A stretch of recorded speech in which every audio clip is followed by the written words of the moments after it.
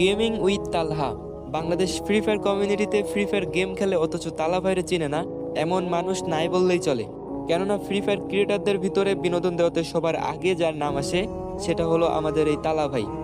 অনেকদিন হলো আমরা আমাদের এই লিজেন্ড তালা ভাইয়ের ফানি ভিডিওগুলা আর দেখি না, কারণ তিনি আর আগের মতো regular gaming funny video upload করে না। তিনি এখন তার বিজনেস নিয়ে ব্যস্ত। একটা মানুষ আর কত গেম খেলবে, আমাদেরকে আর কত বিনোদন দিবে, ক্যারিয়ার নিয়েও তো তার ভাবা উচিত।